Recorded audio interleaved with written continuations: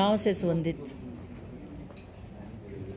जो कार्यक्रम योजनाएं या नीति निर्धारण से संबंधित जो निर्णय हमारे केंद्र सरकार ने और प्रदेश सरकार ने लिए हैं, और विशेष रूप से प्रदेश सरकार ने पिछले पौने 5 वर्षों में महिलाओं के लिए कौन कौन से कार्यक्रम और योजनाएं चलाई हैं, उनको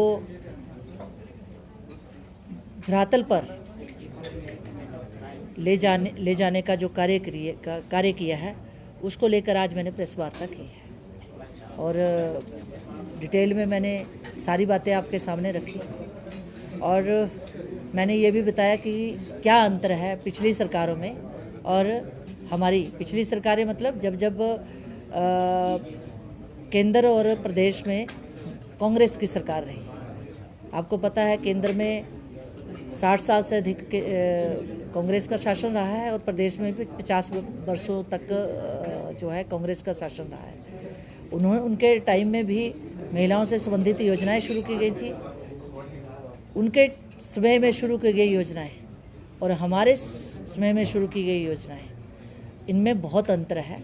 हमारे समय में जो योजनाएं शुरू की गई वो सिर्फ नारों तक सीमित नहीं रही, उनको धरातल में ग्रास रूट तक पहुँचाने का कार्य हमारी केंद्र और प्रदेश सरकार ने किया है। और योजनाएं भी ऐसी लाई गई जो महिलाओं को आर्थिक सशक्तिकरण तो देती हैं, चाहे वो परिवार का आर्थिक सशक्तिकरण हो, चाहे वो समाज का आर्थिक सशक्तिकरण हो, साथ ही साथ उनको सामाजिक और राजनीतिक रूप से भी सुदृढ़ करती है।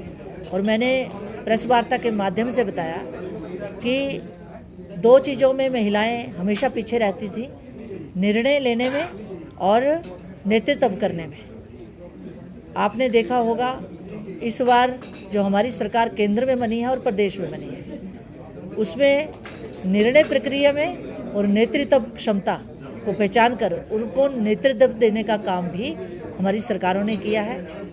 मैंने आपको बताया कि किस तरह देश की बेटी रक्षा मंत्री बन सकती है, विदेश मंत्री बन सकती है और आपके वित्त मंत्री बन सकती है और सबसे बड़े संवैधानिक पद पर एक राष्ट्रपति के रूप में सुशोभित हो सकती है, एक पिछड़े वर्ग की गरीब परिवार की महिला।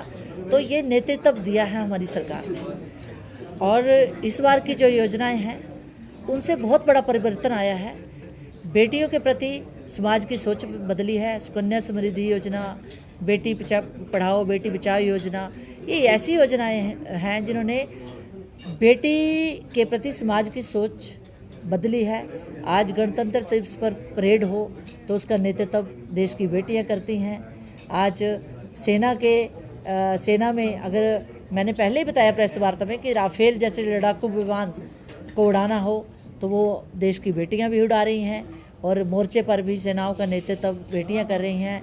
हिमाचल प्रदेश में ग्रामीण स्तर तक पिछड़े वर्गों की, बेसहारा बच्चियों की, अनाथ बच्चियों की, गरीब बच्चियों की, महिलाओं की, उनका चाहे पढ़ाई का मुद्दा हो, उनका चाहे स्वरोजगार का मुद्दा हो, उनका चाहे आर्थिक सामाजिक राजनीतिक सशक्तिकरण का मुद्दा हो, लगता है कि हमारी सरकार जब सत्ता में आई है, चाहे वो केंद्र में हो प्रदेश में हो, उसने महिला सशक्तिकरण की एक नई नींव रखी है।